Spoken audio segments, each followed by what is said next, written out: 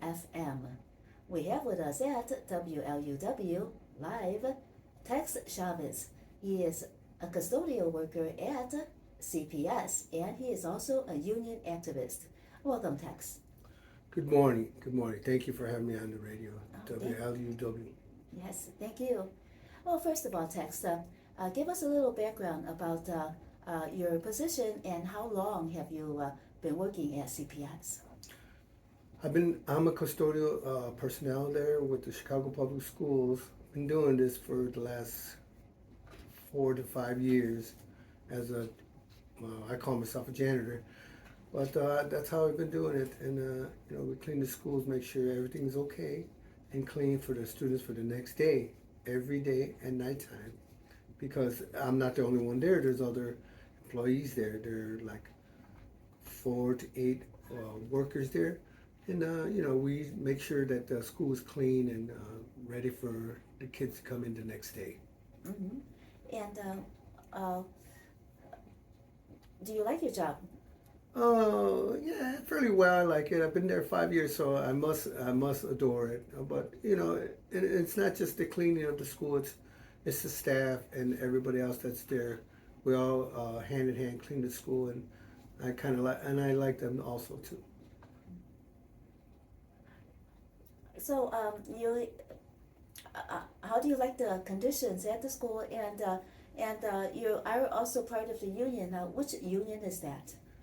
Well, the conditions at the school is good, Mm-hmm. but we need other things that like another 1 or 2 employees that we're pushing the union to help us get, because we're missing employees there, and that takes a heavily toll. Like for instance, like when someone calls off or someone doesn't make it in this one day, that overloads us more. And we're always doing stuff at the school, to entertain, the students, the adults, the parents of the students, and to come in and enjoy the area. But since we don't have fully staffed, we're supposed to have like 9 to 10 people. We only have like 7 to 8 every day, and we're down 1 person or 1.5 person, whatever you want to call it, and that takes a strain on all of us. Not just me, myself, and everybody else that works there. We have to go to another section to do somebody else's work that didn't come in the same day. That's the problem. So we addressed this with the union, and the union hasn't said anything to us.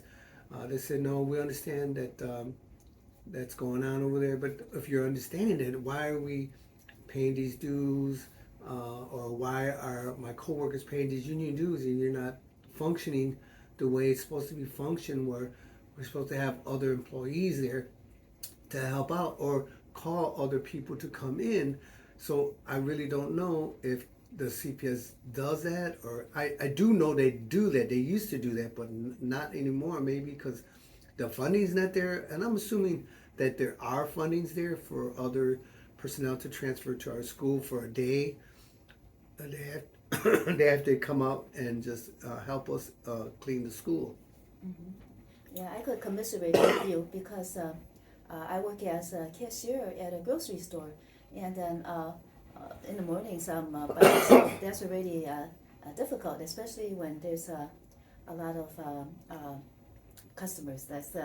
The customers tend to come in waves, and then when let's say someone calls off at the self-checkout, or someone doesn't come in like later in the morning, then I'm there a long time, like maybe till 11 before I might get a break. So that's like 5 hours of work, and I could say what's how you feel about that. There's not enough people to do the work oftentimes. Yes, that is correct. That's why we need other extra people, personnel that come in when someone else takes off, because that just puts a burden on all of us. And when we clean the school, that's a big job. It's not like we could just do this and do that and that's it. No, to us it's a big job, and we do need everybody to come in all the time, every day. Not just I'll come 1 or 2 days and that's it. And no, it doesn't work that way. The students need to have a clean school and a safe school. Our security personnel does a great job. So that's what we really need, more people on staff. Let's say when there are, when it's fully staffed, is there enough people to do the work? No, not. I would say, like I said before, we're missing like one person, and so we need to be fully staffed every day.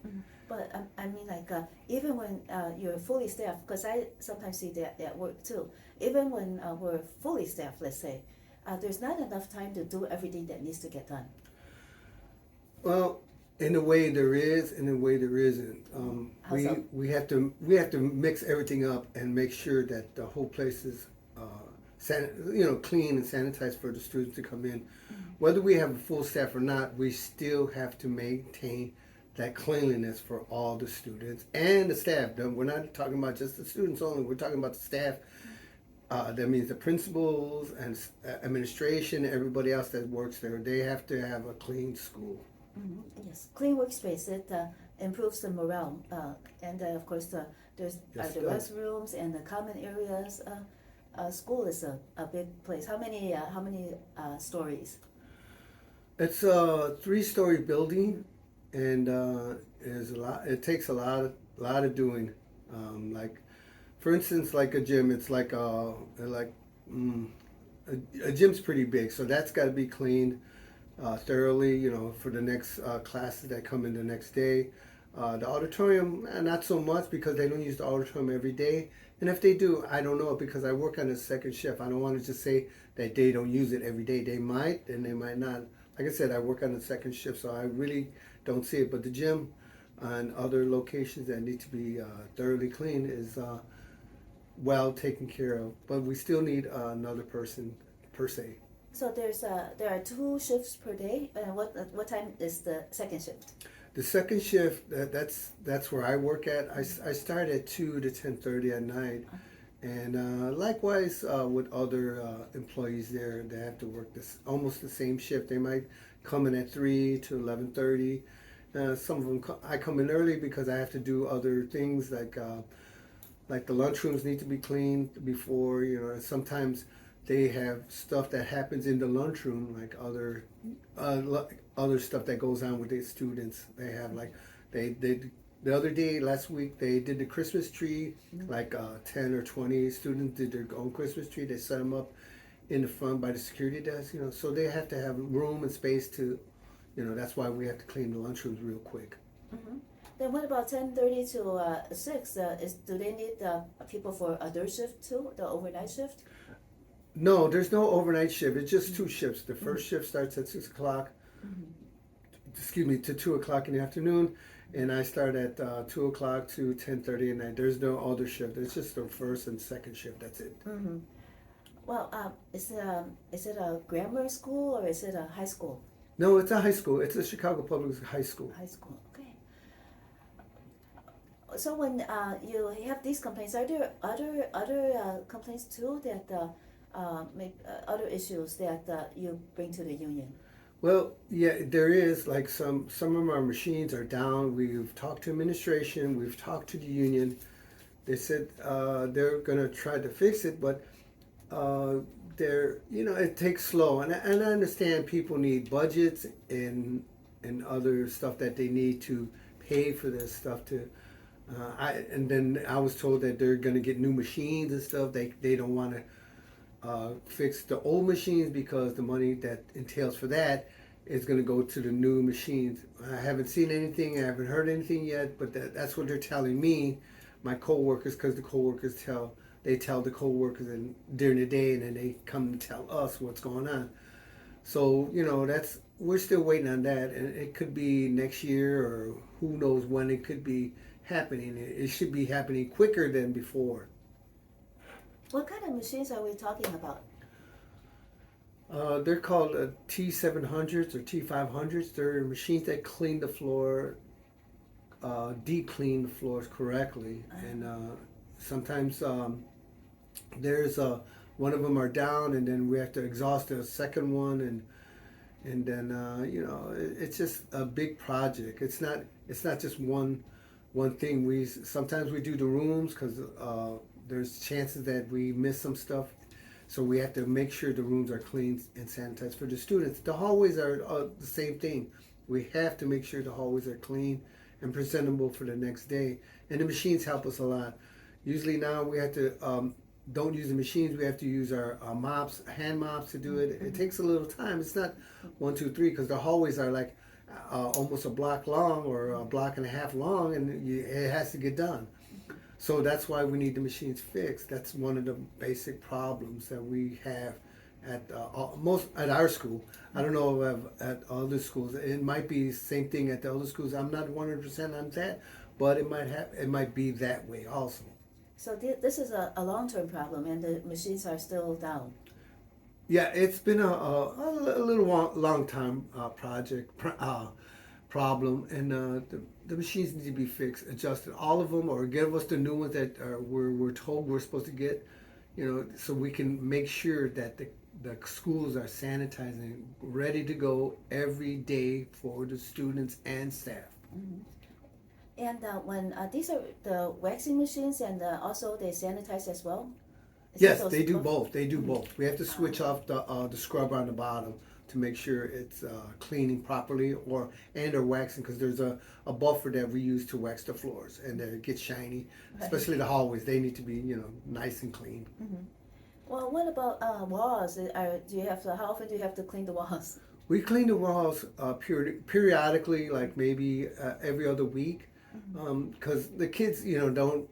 It's more on the floors, not the walls per se, because the walls are full of lockers, and we wipe down the lockers also, periodically, because sometimes there are handprints all over the place, and we do take care of the lockers too, because the kids have their hands all over the place. So, we want them to again be safe and sanitized during the whole day of school. Mm-hmm. So when you go to the union, what does the union tell you? And do you have a union steward? How do you contact the union? Well, yes, we do contact the union through our union steward. I just recently reached out to him and told him the problems again.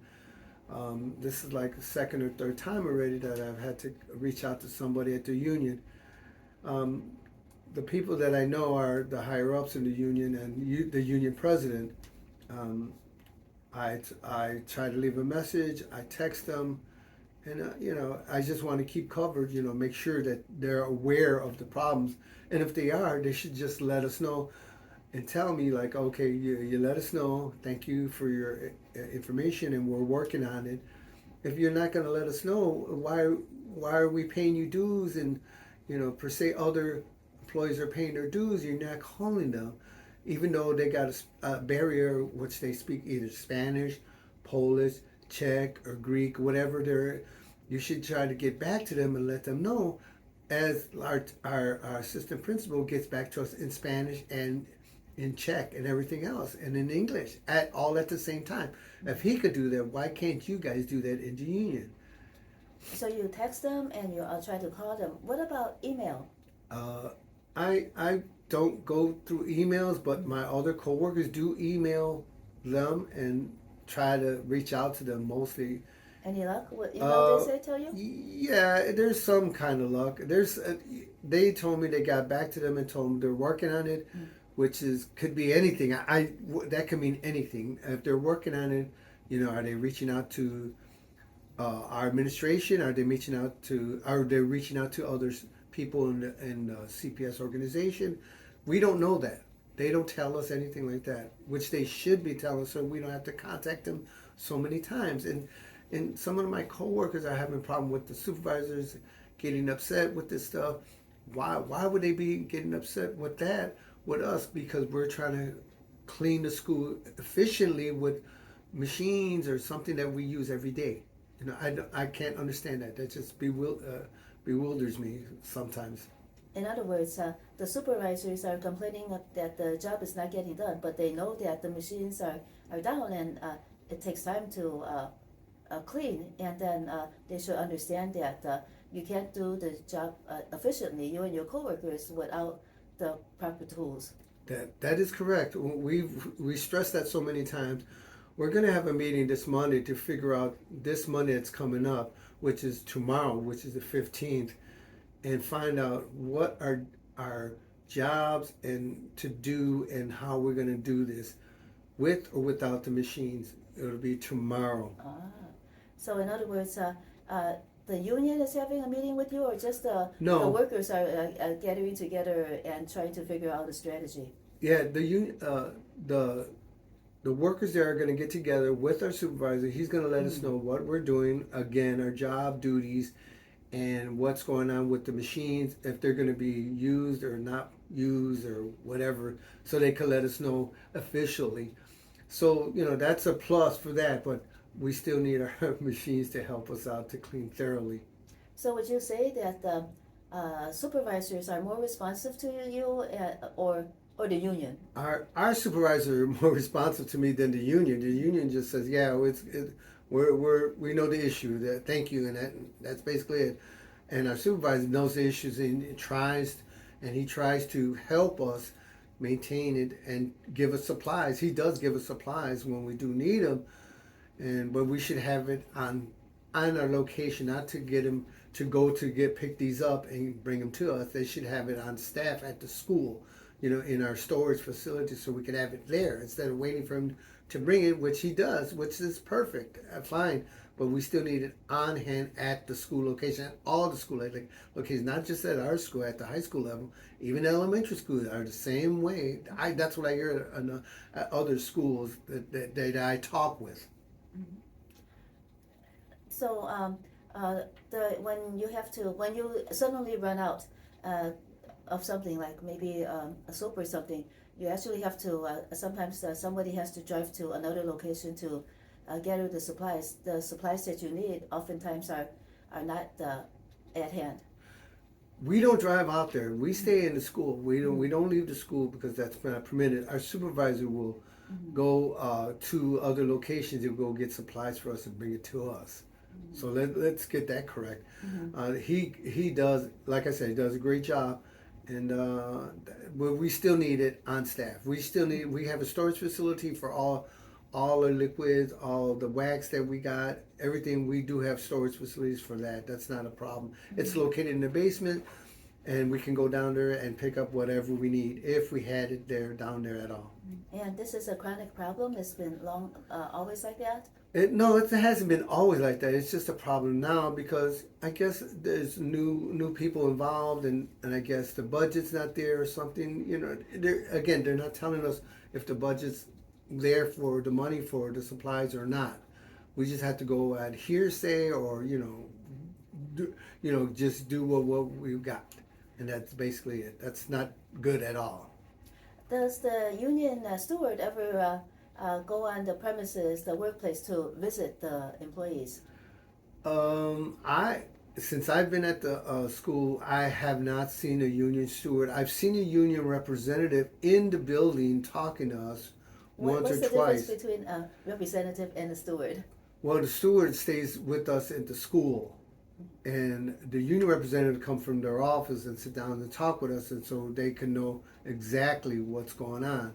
The union steward is there working with us or doing some other stuff at the school. Well, then the union steward, if he or she is there, will understand the conditions much more clearly because they're there with you. Yeah, so that's why I said the person that does it is pushing the effort to get our stuff to us. But like I said, we have to wrestle with this whole situation, and that's not good for us to wrestle with them. In other words, the union steward is trying, but they're not responding? That's correct. They respond slowly. So the union steward does work with you then, and then it works in the building, not with us per se. She's not the person is not a janitor per se. She could be doing other stuff. She could be a SEIU, which helps the students get on the bus, take care of the students, but she's in the building somewhere. How does one become a union steward? They volunteer, they're called upon? How does it go? The union asks the person if they want to be the steward, and they either say yes or no. Now, if they want me to be a union representative or a steward, they would have to ask me, or I could ask them, this or that, and I'll say, yeah, because I like to push the issue and have each and every worker there have what they need, which is their supplies and the machines that are working, supposedly working, at the time. Have you ever asked to become a union steward or representative? I was aware I was approached by somebody, and I said, sure, why not? And that's basically it. And they didn't say it was yes or no. And I'm still like that as of today. I don't know if it's yes or no, but like I said, our coworkers, since they don't speak English, they only speak broken English, and I know English and I know the union. I've worked with the union so many times. They just found this out last week or 2 weeks ago that I was involved with the union and stuff like that. So now they come directly to me and tell me things that what's going on and what they need. And I said, fine, I'll reach out again and make sure they know again. So how are you involved with the union? You're not representing them, you're not in them, but you are the one that is constantly trying to contact them. Yeah, that is correct. I try to contact them either through texting or leaving a message on their cell phones or at their desks, phones at their desks, because they do have offices and stuff like that. So I try to contact. And recently I just got a hold of one that was, and she told me, I have to get back to you Monday morning. Is that okay? I said, yeah, can you please call me so we could find out what we're doing and what all the resources that we could use to clean the school thoroughly. She said, no, that's not a problem, Tex, And so we'll wait and see tomorrow if she calls me. And she probably will, because she called me right away back. Mm. So I guess there's a little bit of fire there, a little bit, since they know I'm, not going to hold back. I keep calling and trying to get what we need. Mm-hmm. So has there ever been a positive response, a concern that you forwarded and contacted them about, and then you actually got a positive response? Yeah, yes, like I said, she did call me right away when she got wind of it, and she contacted me. I think it was the next day in the afternoon, and she contacted, we're going to work with you. I said, I told her, you're not working with me, you're working with all of us. I'm just the front man because I speak very fluent English correctly, and I barely speak Spanish, so, I know what they're trying to do, and, my coworkers, so that's why they put me in the forefront, and I understand very well Spanish, but it's a problem for me, but that's okay. We understand each other, mm-hmm. and we're getting along with the union, but if they could just help us a little bit more, that'd be perfect. Well, what I meant was the conditions at work, like such as something that you needed, and then the union or the administration actually responded in a positive way and gave it to you, like, yes. in a timely manner. Yeah, they did. Did you ever get a positive response? Because right now, there's all of these that we're talking about, they're not responding properly. Only one that has been responding properly was the union. Everybody else is trying to help us. Like I said, the administration is trying to help us at my school. They understand what's going on, and they're like I said, they're aware, and they're trying to help as best they can, which is a good thing because we work at the schools directly, so they do help us a lot. And it's just the union that is just like lagging or dragging their feet or whatever they want to call it. Got it. So in other words, the administration and the union are actually trying to get those supplies, but the union is not working as hard as the administration, and meanwhile, right. The supplies are still not forthcoming. Right, that's correct. I mean, we do have, bare bones, what we really need every day. We got that. It's like with the soap and the other stuff, the machines need to be fixed. That's the main issue. Mm-hmm. Everything else that we have, like plastic bags and brooms, we have all that. That's fine and dandy. It's just like the machines need to be fixed. That's the main thing that we're looking for, so we can have that scrubbed floor correctly.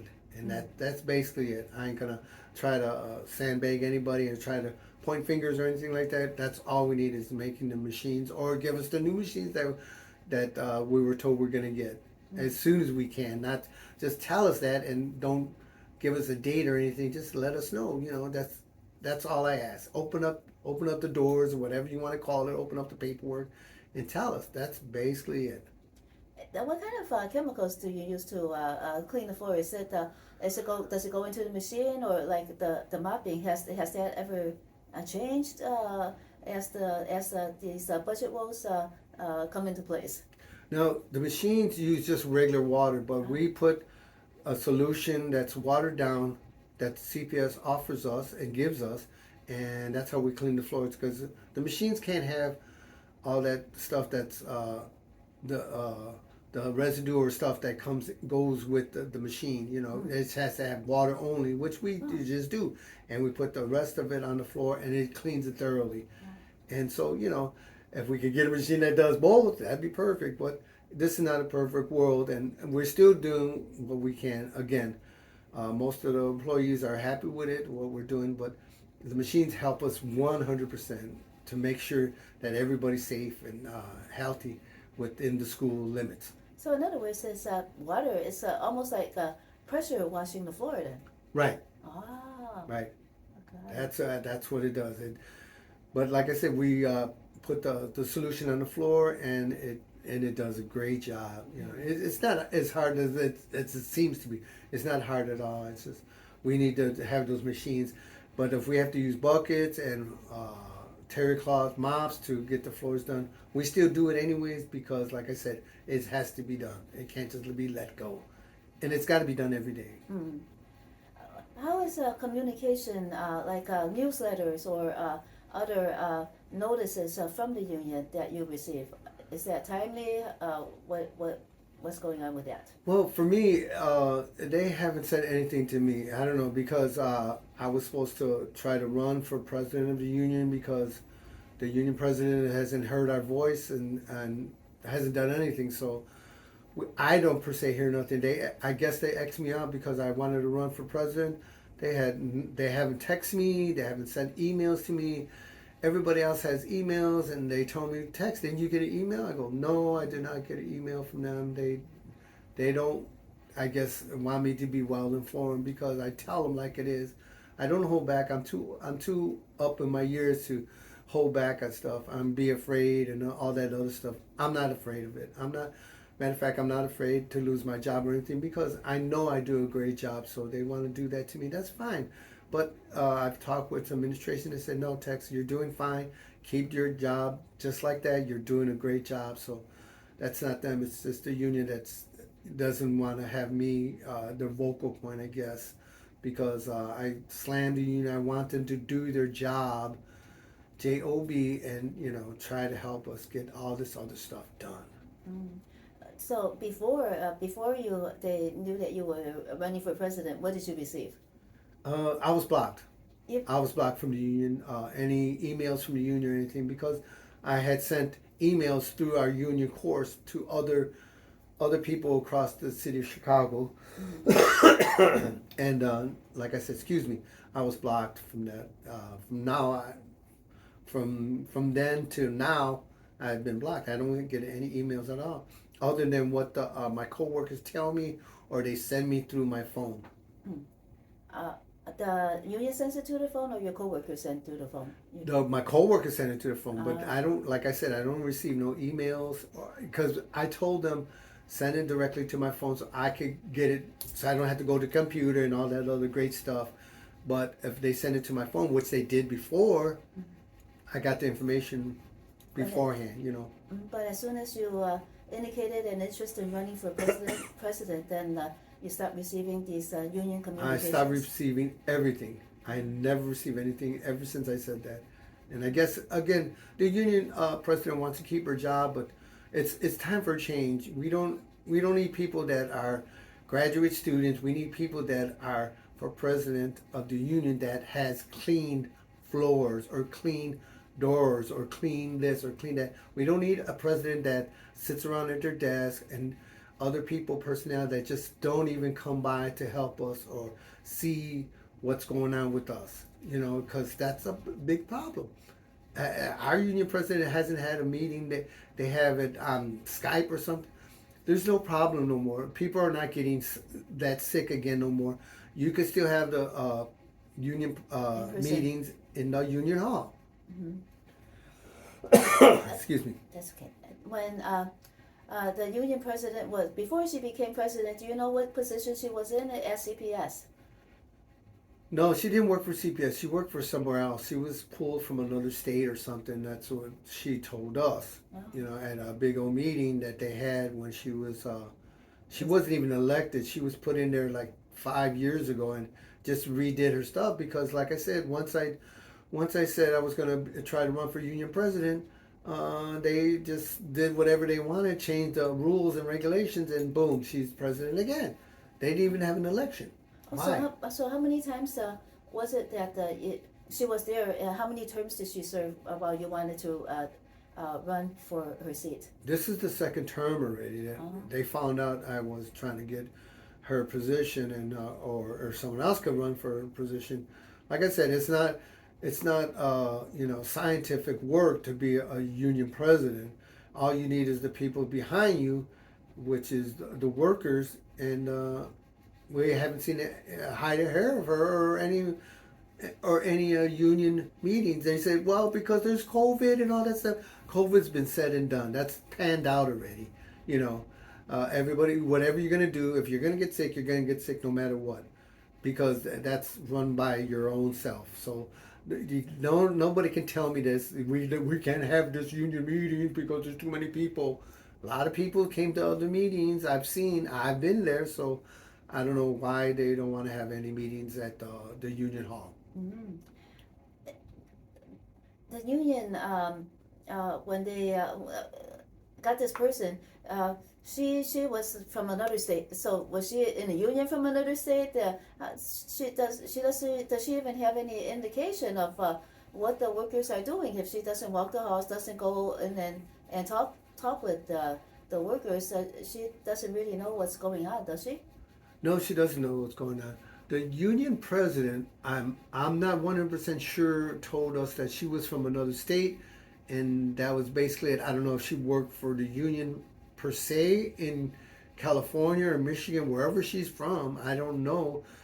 She just said she was requested by somebody to take over for the union because the other union president was handing out money to the mayor of Chicago and stuff like that, and it was all political, and because they said, quote unquote, it's for more jobs. If we didn't get more jobs, you send out that money, 2 checks for $40,000 each, and we still losing jobs. What mayor was that? It was back in about 8 years ago, maybe 10 years, Rahm Emanuel. And we haven't seen any, I mean, it's normally that somebody retires, okay, they'll fill the slot or whatever.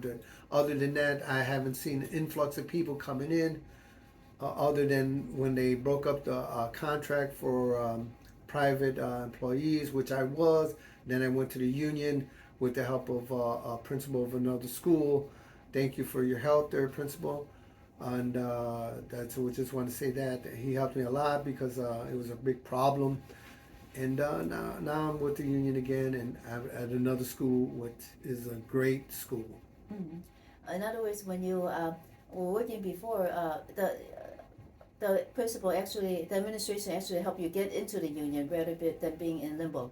Well, they helped me get a job. I had to help myself get in the union per se. Oh. Yeah, so that was the turning point, and I guess I was with the local one before, which was normal, and then I went to the other schools. No more privatization. You had to be a CPS employee, which they did put me in, which was great. And now I'm pushing for the union to do some more work with us, and I'm running to the stone wall again. This is union local what?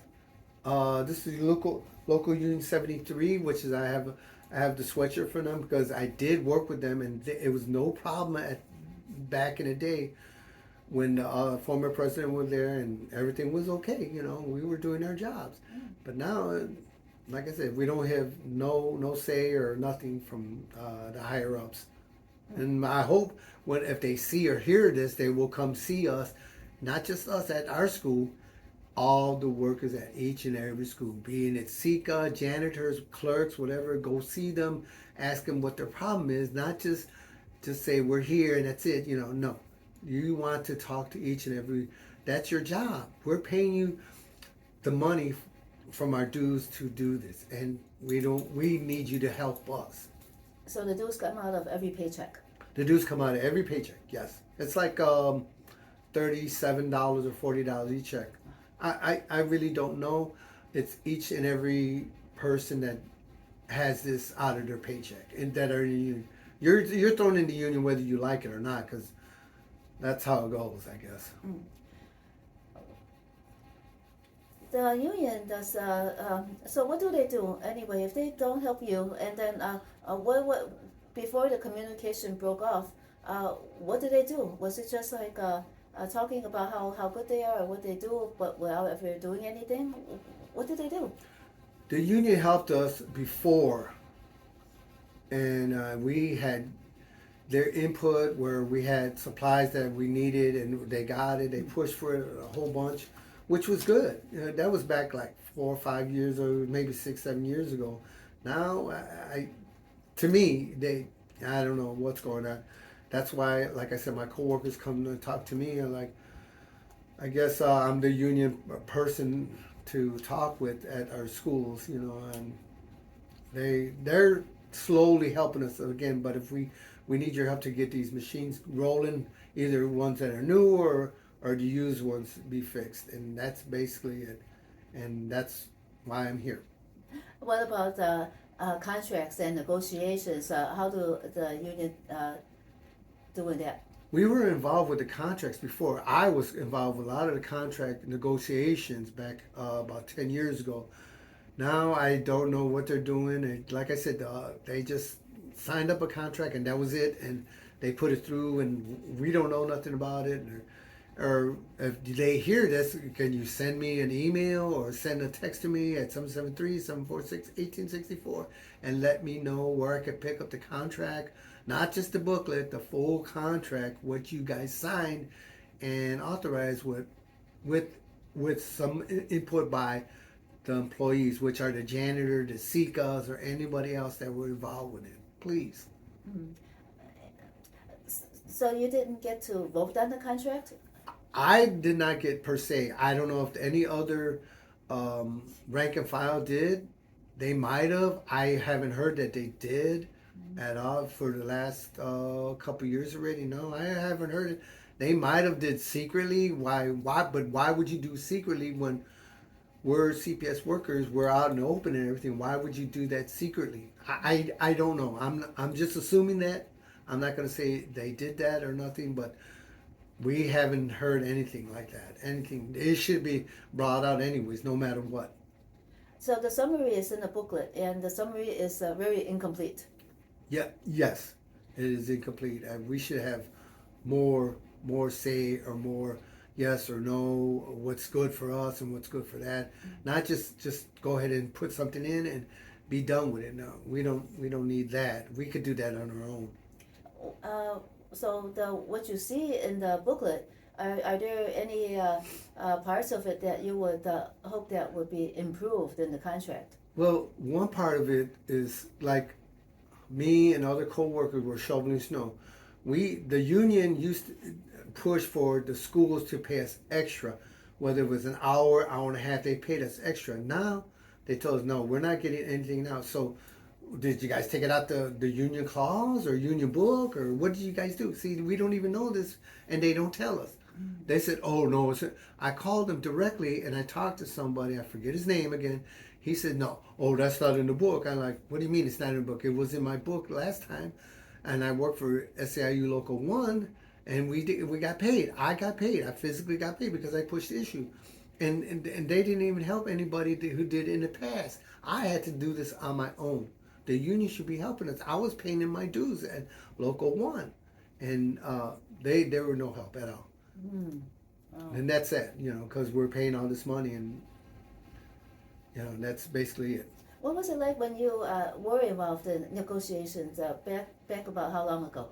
Ooh, that was about 10, 20 years ago when I was first employed with the Chicago Public Schools, and then I was a lead and stuff like that for the union, and I worked with the union, and of course they paid me on a budget that went into my payroll and stuff like that, which was fine and dandy because I did physically work after my job. I can't just go and do work for them and then get paid for that. Yeah, that's illegal. So I did it after work hours, and they said, yeah, that's fine. And it pushed a lot of things. We got a lot of stuff out of it, but now, like I said, nothing is materialized either through any of the union rank and file that I know of, or me per se. So I don't know what they're doing now. I really don't. So at that time, when that we were just talking about, at that time, did you get a chance to vote on a contract, or you never ever voted on a contract? No, I did vote on a contract, and I agreed with it. They paid us well and did all the stuff. We used to get paid for the snow removal and moving of the everything that I pushed for was there before, back 10 or 20 years ago. Okay. Not now. It's nothing. What were you working as then at the time? I started with the Chicago Public Schools. I've been off and on with the Chicago Public Schools for the last 20 years or more. So yeah, I was the forefront, and the contract was good. Now we don't know what's going on with the contract. I per se don't, and I don't think my coworkers do. Well, at that time, did you get also a summary, or did you get the whole contract to vote on? And you did vote on it, right? The contract. No, I voted on the whole contract. And so did most of all the rank and file did. Sure, they did. They all did. All of them, because they agreed to it. It was like I think it was 85 or 86% of the rank and file voted for it, and we got it. And it was all good. Now we didn't even vote for anything, or they just said it's there and that's it. Now, how can it just be there? We didn't vote for it, or I didn't vote for it. I didn't hear anything about it. Like, what the heck? The union's doing whatever they want to do, I guess. I've always assumed that members are supposed to have the chance to vote on the contract. Yes, they are supposed to vote on a contract. It doesn't supposed to go just blindly through the president or whoever's in charge of letting the contract go through. They're supposed to let the rank and file know what's going on. The rank and file is the workers of the Chicago Public School, whether it's a young lady, a young man, or something like that. All of it's got to be made sure that each and every worker votes on the contract and make sure it goes through correctly.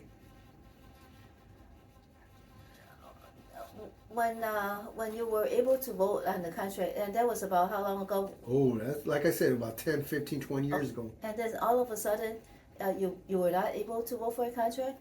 I haven't voted per se. I haven't heard any worker voted for it. I haven't heard anything, and I keep my ear open up, especially for the union.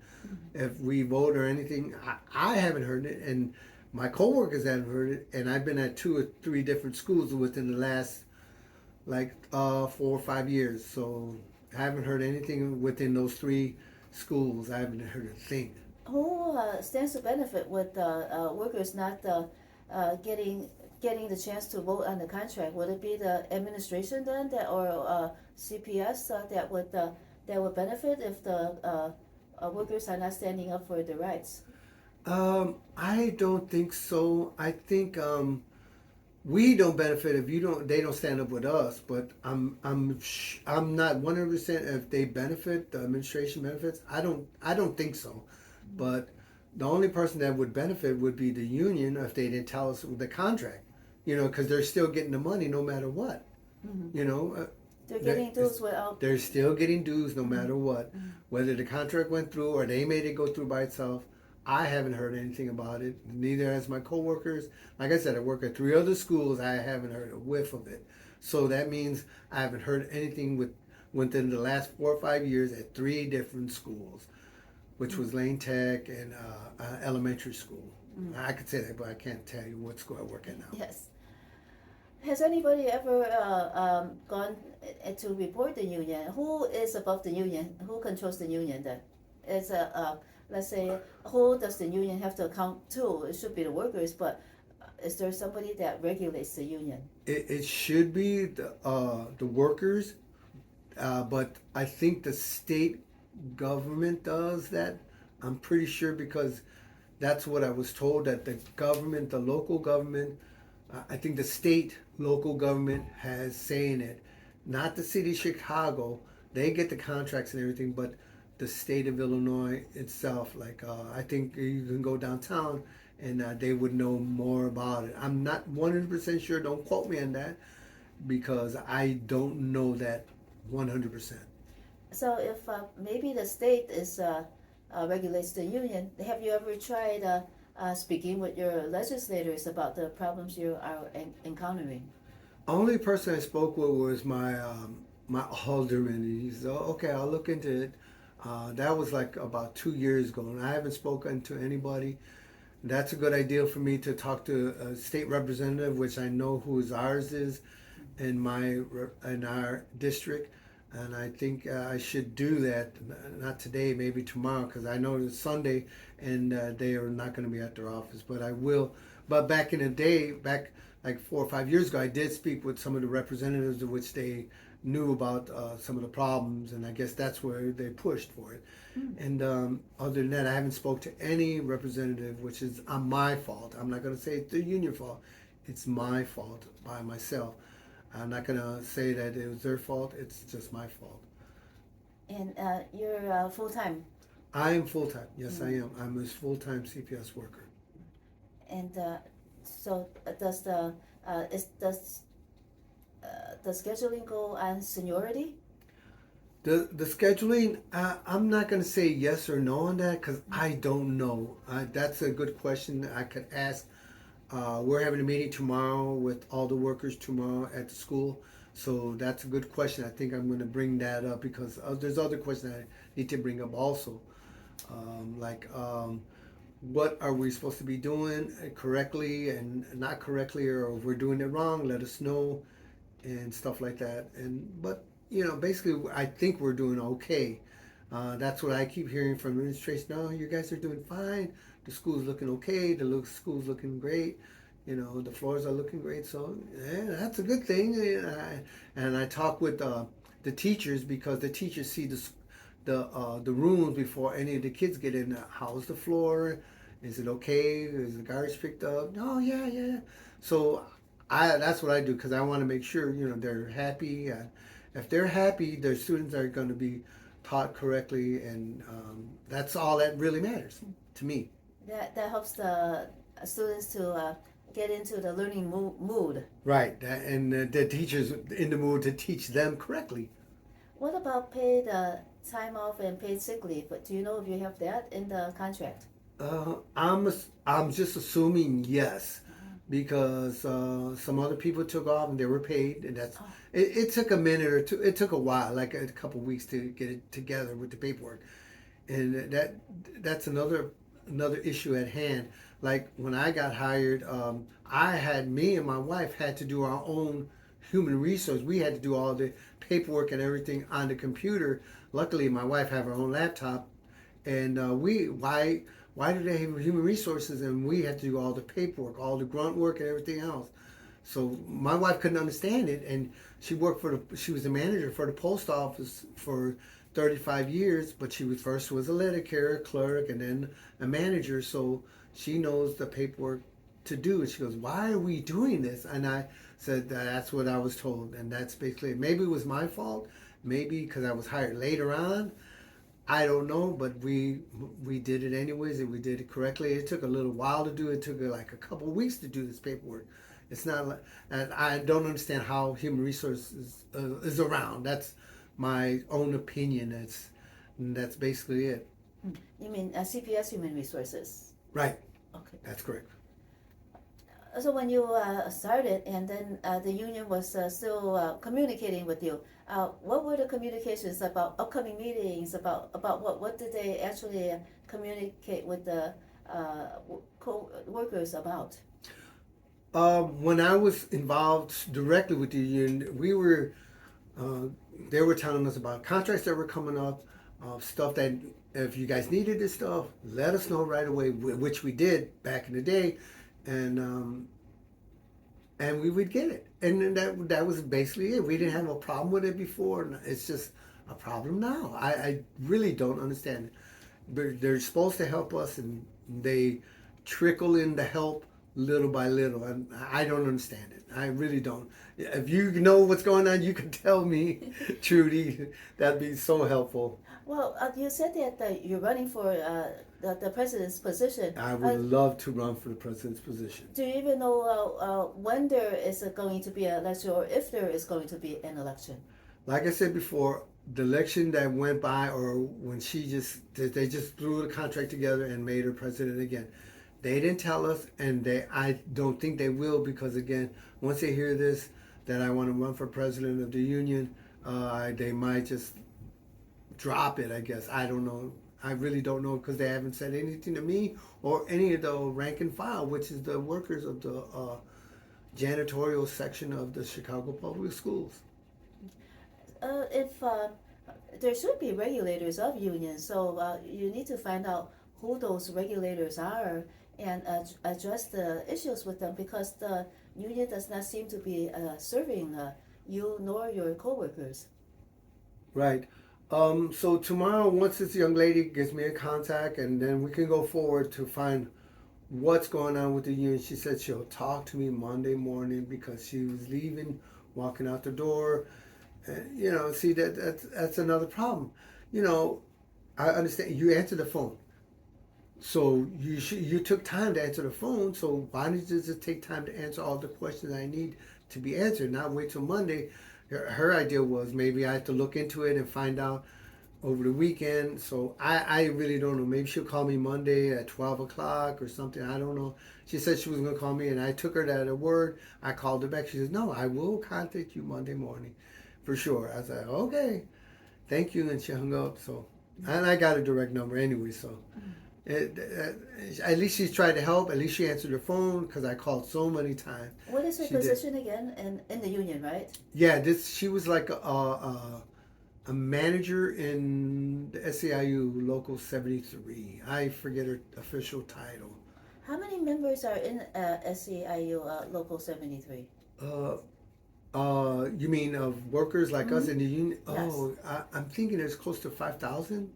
And only in Chicago then?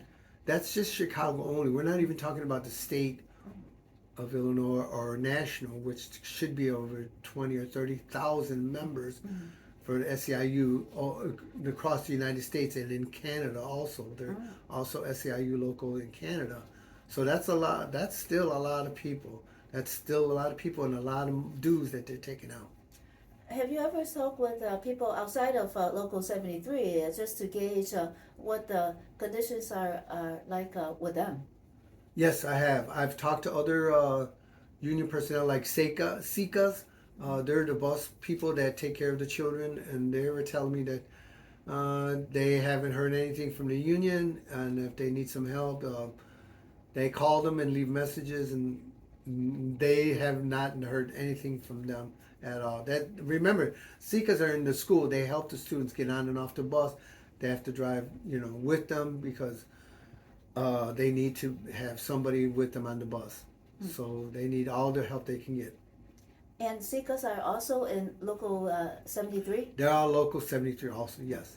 What other employees are with Local 73? SECAs, janitorial, custodial? That's the only ones that I know of so far. I haven't researched it more, and that's basically it, I think.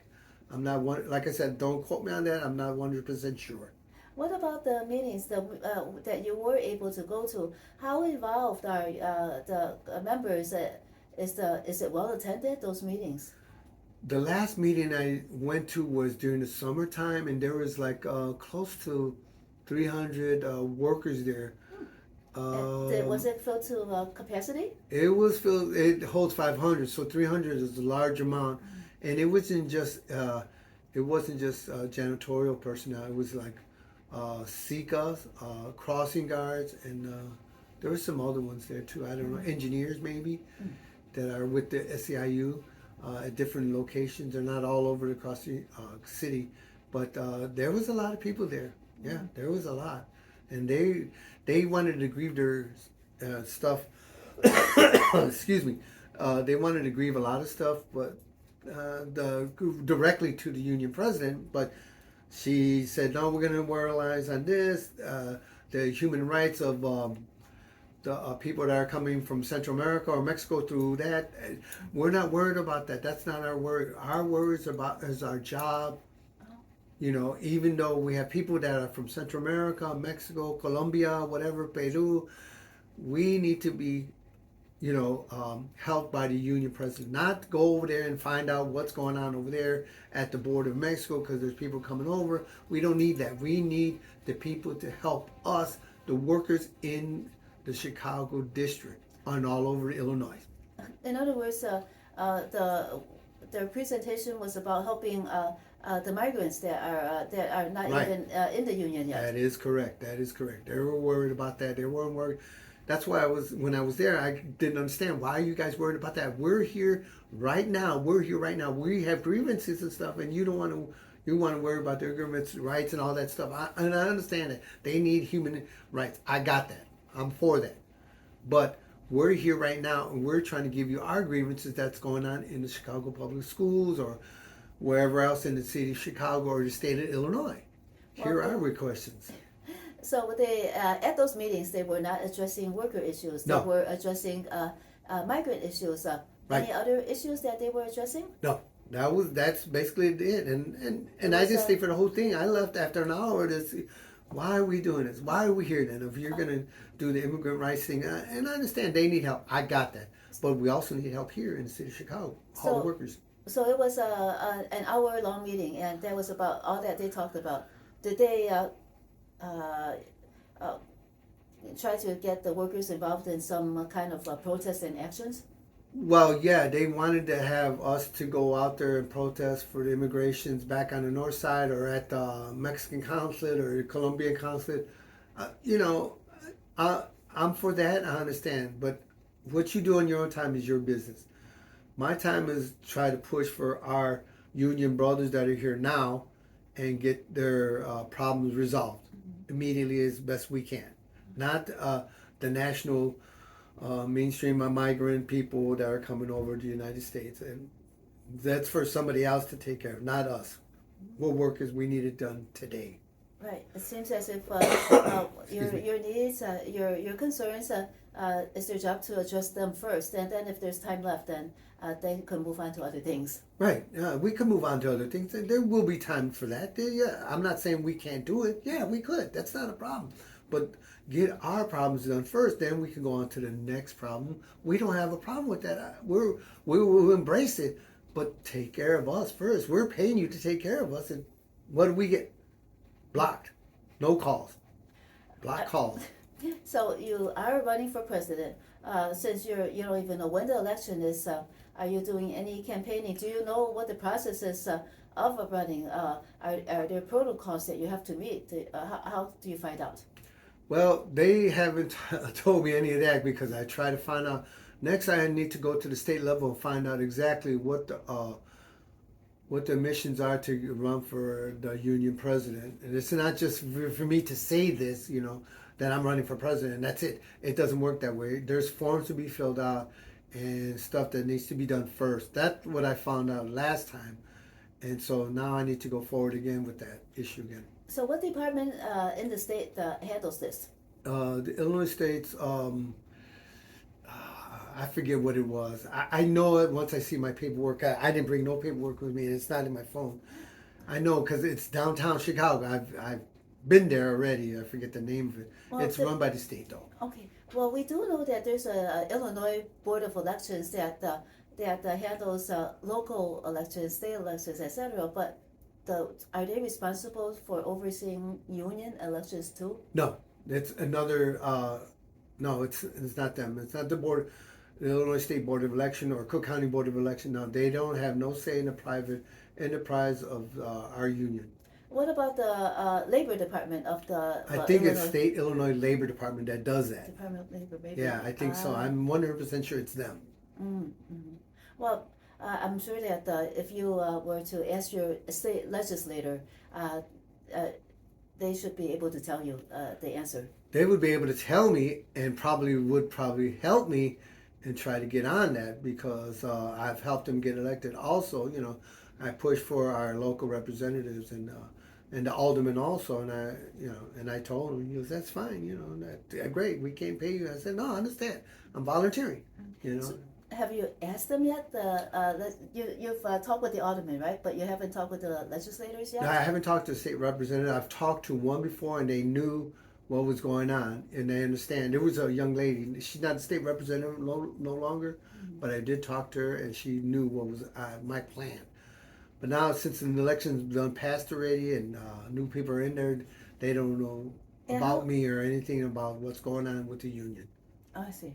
And what about the length of the term of the president? Do you even know how long that is supposed to be? It's supposed to be, I think, 2 to 3 years or 4. I'm not 100% sure. I used to know, but other than that, you're supposed to be reelected, not just sign a piece of paper saying you're elected again. It doesn't work that way. Like I said, the rank and file needs to elect the person, not just go ahead and be, I'm president again. Clap. No, it don't work that way. When was the last union election that you voted? The last union election was 8 years ago. Okay, and nothing at all ever since? Nothing at all.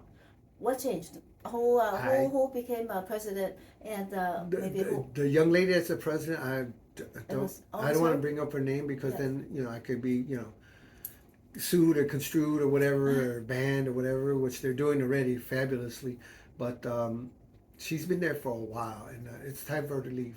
It is time. And so this 8 years is under her then? Well, it's probably more than that, but I'm just I don't have the correct amount of time she's been there. But it's a change. It's time to go to a different direction, and they don't want to leave because all the people that work for her, they want to keep their jobs. And if or when I get hired or elected or whatever, or someone else get elected, they need to find out who used to work there, look at all their qualification, what they did, all together, from the janitor all the way to the treasurer, find out what they did, period. And then you can go from there. So when you voted for a president before, prior to the 8 years, what other offices were there on the ballot?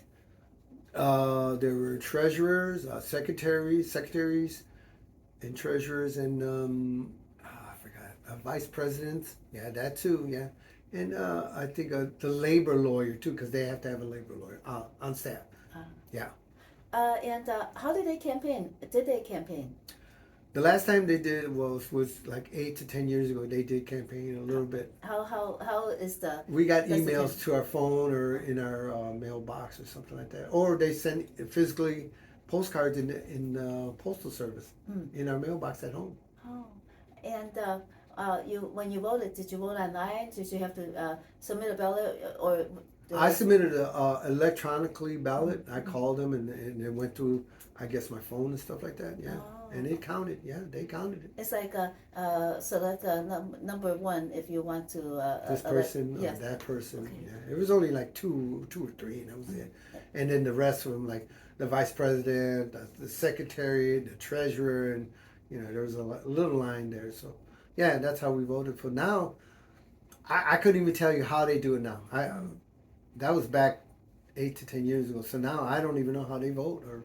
They're not doing it. There's no voting. No, they're supposed to vote. They're supposed to, vote this person in, and I don't know what they're doing anymore. And you have no idea where to find like election results of all the elections that transpired because through the state board of Illinois, labor, state board of labor, they would know. So I have to reach out to them and find out, and that's the one I will be calling Monday to find out exactly what's going on.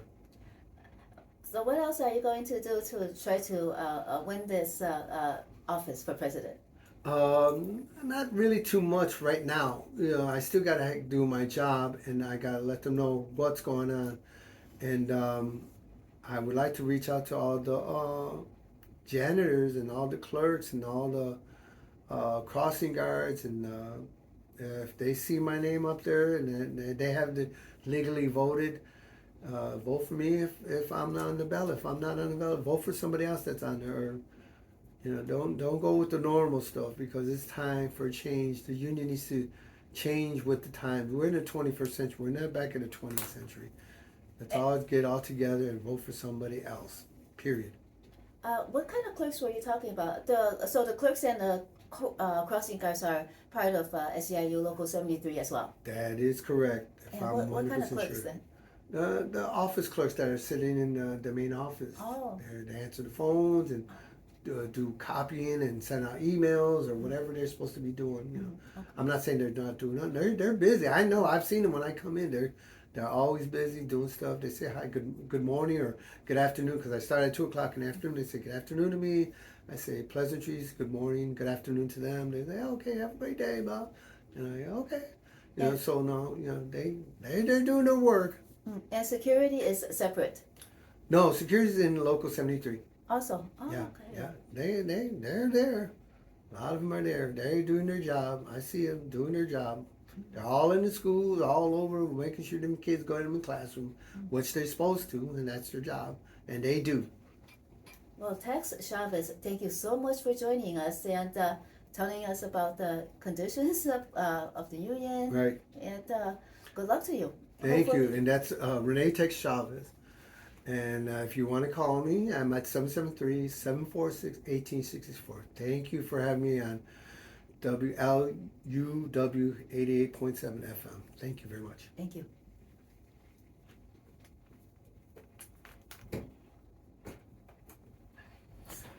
Very interesting. Very interesting conversation. Yeah, thank you. Yeah, there's a lot of stuff that's going on. Oh. Yes. Ooh, Lord. I hadn't sat like that in a while. I haven't what? I haven't sat down like that in a while. Oh. I'm usually standing and mopping floors and cleaning and stuff. Yeah, I don't sit down. I go. Yeah, it kind of sounds like me when I'm working at Jewel, just standing and running around all day. Yeah. This is yours. Do you want me to keep Yeah, this? keep it. Please. Okay. That's what I want.